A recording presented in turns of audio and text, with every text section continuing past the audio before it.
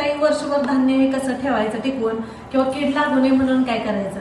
तर आता बऱ्याच वेळा ना आता हे बोरिक ऍसिड म्हणून ही पावडर भेटते, पण ही जी पावडर आहे ना म्हणजे तशी शरीरासाठी घातक आहे. त्याच्यामुळे ही कडधान्याला म्हणजे कुठली पण धान्य असलं त्याला अजिबात वापरायची नाही, कारण प्रत्येक वेळी काय होतं की दोन आपण वापरलंच असं होत नाही आणि शरीरासाठी ती घातक आहे, त्याच्यामुळे ती वापरायचीच नाही. आता घरगुती आणि आपलं जी नैसर्गिक पद्धत आहे ते म्हणजे ना कडुलिंबाचा पाला. तर गेल्या वर्षी सुद्धा आमच्याकडे भरपूर छोले झाले होते, तर आम्ही कडुलिंबाचा पाला वापरूनच ते छोले आतापर्यंत वापरले आणि ते छोले आम्ही लावले होते ज्याचे हे आता आलेले होते. हे बघा, तर आता ह्याच्यामध्ये ना एक एक थर आपण छोले टाकायचे आणि एक एक थर त्याच्यावरती कडुलिंबाची पानं टाकायची. कडुलिंबाच्या पाण्यामध्ये ना ॲजेक्ट्रिन नावाचे घटक असतं ज्याच्यामुळे ना कीड लागत नाही. मग त्याच्यामुळे सगळ्यात बेस्ट ऑप्शन हाच आहे. आणि दुसरा अजून एक, जर छोले म्हणजे कुठलं पण कडधान्य असेल ते जर तुम्हाला स्टोअर करून ठेवायचं असेल तर त्याच्यामध्ये ना आपले जे खायचे जे तमालपत्र असते ना ती तमालपत्री आणि लाल मिरची जी असते ना ती पण तुम्ही ह्याच्यामध्ये टाकून ठेवली ना तरी सुद्धा कीड लागत नाही. पण ट्राय करायचं की आपल्याला कडुलिंबाची पानं आपल्याला भेटतील असं. आणि जास्त करून काय होतं मार्केटमधून आता हे आपल्या घरचे छोले आहेत म्हणून जर तुम्ही मार्केटमधून कुठली पण कडधान्य जरी आणली ना तर आणल्यानंतर कमीत कमी 2 दिवस त्याला ना कडक होऊन द्यायचं, कारण तिथं गोडाऊनमध्ये वगैरे माल सगळा ठेवलेला असतो, त्याच्यामुळे ना अशी थोडीशी नमी असते त्याच्यामध्ये, जरा मॉइश्चर तयार झालेलं असतं.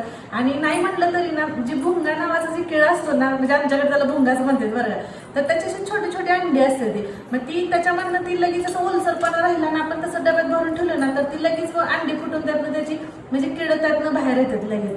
तसं जर आपण ऊन दिलं ना 2 दिवस तर ती अंडी म्हणजे नष्ट होते ती, त्याच्यामुळे कीड लागत नाही. तर आता हे जे छोले आहेत ना तर हे मी आता डब्यामध्ये स्टोअर करून ठेवणार आहे. तर ह्याला अशी कॅरी बॅग मी घालून घेतली, तर आता ह्याच्यामध्ये मी घालून घेतली.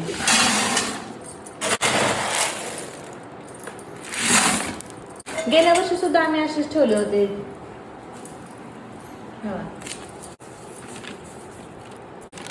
आता ह्याच्यावरती परत छोले टाकायचे असे.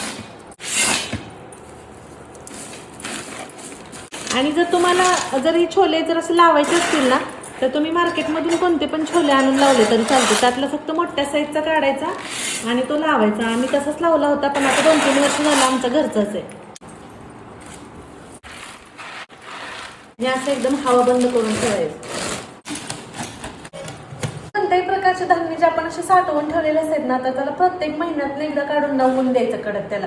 आता उन्हाळ्याचे दिवस आहेत त्याच्यामुळे काही प्रॉब्लेम येत नाही, पण पावसाळ्याच्या दिवसामध्ये ना त्याच्यामध्ये जास्त मॉइश्चर पकडतं, त्याच्यामुळे त्यावेळेस जास्त कीड वगैरे त्यावेळेस लागते. त्याच्यामुळे ना वेळच्या वेळी काढून ना त्याला ऊन द्यायचं म्हणजे व्यवस्थित धान्य राहतं ते. तर कसा वाटलं तुम्हाला आजचा आपला ब्लॉग नक्की कमेंट करून सांगा आणि व्हिडिओ आवडला तर लाईक शेअर सबस्क्राईब करा. Bye bye.